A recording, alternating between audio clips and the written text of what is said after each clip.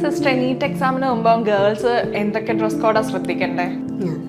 NEET എക്സാമിൽ ഗേൾസിൻ്റെ dress കോഡിൽ ശ്രദ്ധിക്കേണ്ട കാര്യങ്ങൾ നമുക്ക് ആദ്യം അനുവദനീയമല്ലാത്ത ഡ്രസ്സുകൾ ഏതൊക്കെയാണ് ശ്രദ്ധിക്കാം. Jeans, cargo pant, full sleeve heavy clothes, printed dress with frills, pyjamas, അതുപോലെ clothes with metal zips, trousers, printed letters ഉള്ള ഫ്ലയർ ആയ ടോപ്പുകൾ അനുവദനീയമല്ല. ഇനി അനുവദനീയമായ ഡ്രസ്സുകൾ ഏതൊക്കെയാണ് നമുക്ക് ശ്രദ്ധിക്കാം. കുർത്ത ഇടുന്നവർ half sleeve round neck simple printed ആയിരിക്കണം. കോട്ടൺ ടൈപ്പ് ലൈറ്റ് കളർ ഡ്രസ്സായിരിക്കണം. സിമ്പിൾ ടൈപ്പ് ചുരിദാറുകൾ നമുക്ക് ഉപയോഗിക്കാം. അപ്പോൾ ഓർണമെന്റ്സ് ഒക്കെ ഉപയോഗിക്കാവോ?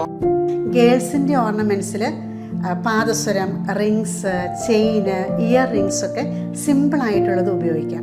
ചരട് ഐറ്റംസ് ഒന്നും ഉപയോഗിക്കാൻ പാടില്ല. വാച്ചുകളൊന്നും അനുവദനീയമല്ല.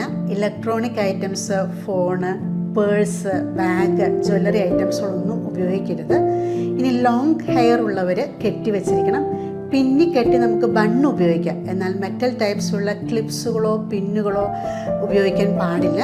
മെറ്റൽ ടൈപ്സ് ഉള്ള സ്പെക്സ് ഉപയോഗിക്കരുത്. സിമ്പിൾ ടൈപ്സ് ഉള്ള സ്പെക്സുകൾ നമുക്ക് ഉപയോഗിക്കാം. ഇനി ചപ്പൽസിൻ്റെ കാര്യത്തിൽ ഹൈ ഹീൽഡ് ആയിട്ടുള്ളതോ ഷൂസോ പ്രിൻ്റഡ് ആയിട്ടുള്ളതോ അതുപോലെ കാല് മുഴുവൻ കവർ ചെയ്യുന്നതോ ആയിട്ടുള്ള ചപ്പൽസ് നമ്മൾ ഉപയോഗിക്കാൻ പാടില്ല. ഇനി ഉപയോഗിക്കാൻ പറ്റുന്ന ചപ്പൽസുകൾ കാല് മുഴുവൻ കവർ ചെയ്യാത്തതും സിമ്പിളായിട്ടുള്ള സ്ലിപ്പേഴ്സോ സാൻഡൽ ടൈപ്സ് ചപ്പൽസ് ഉപയോഗിക്കാം. കസ്റ്റമറി ഡ്രസ്സ് ഉപയോഗിക്കുന്നവരോ, ഉദാഹരണത്തിന് പർദ്ദ, എക്സാം എഴുതാൻ പോകുന്ന സിസ്റ്റേഴ്സ്, ഇവരുടെയൊക്കെ ഡ്രസ് കോഡിൽ ബെൽറ്റോ പിന്നോ ഒക്കെ ഉപയോഗിക്കുന്നുവെങ്കിൽ എക്സാം ഹോളിൽ നേരത്തെ എത്തി എക്സാമിനറിനെ റിപ്പോർട്ട് ചെയ്തിരിക്കണം.